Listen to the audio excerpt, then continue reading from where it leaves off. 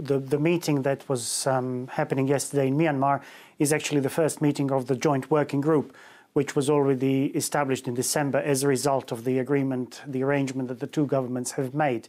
All along, we have indicated our interest to be involved in the work of that joint working group in order to ensure that the refugees are heard, that their wishes are also reflected, and so that we can ensure that the returns happen in a manner that would be in line with the international standards. In other words, that these returns are voluntary and that they are safe and sustainable.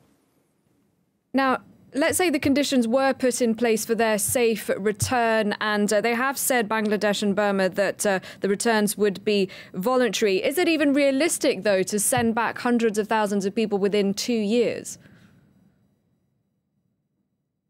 Well, first of all, before we discuss these modalities, it is really important that the voices of refugees are reflected in these discussions, and that the refugees are given proper information about the conditions and the situation there, and to what kind of legal and citizenship status they would have. Only then they can make an informed decision about what they want to do. This is the key principle that should actually guide this process, the ability of the refugees to decide about their future. Now, in the meantime, you were telling us about your work in Bangladesh. Could you describe your operations there, the priorities? Well, we are working against the clock. Essentially, it's not just that we are dealing with the emergency that has started on the 25th of August.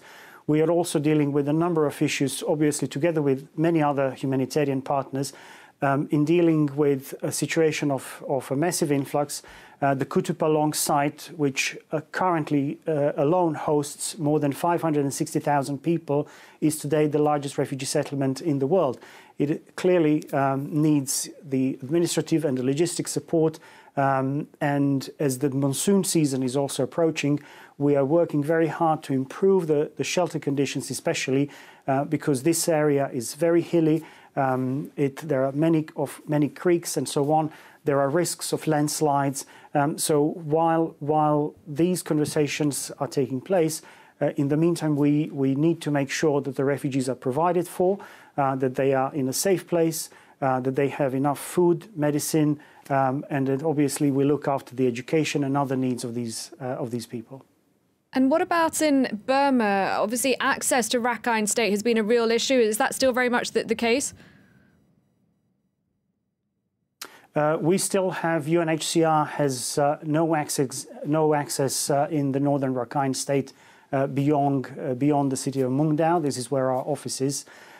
Some agencies have gained limited access and they are doing some work, but for UNHCR, this is something that we urgently need, unhindered access, so we can assess the situation in the area, that we can provide support to those who are still there, and that also we can provide support to any potential returns and in rebuilding.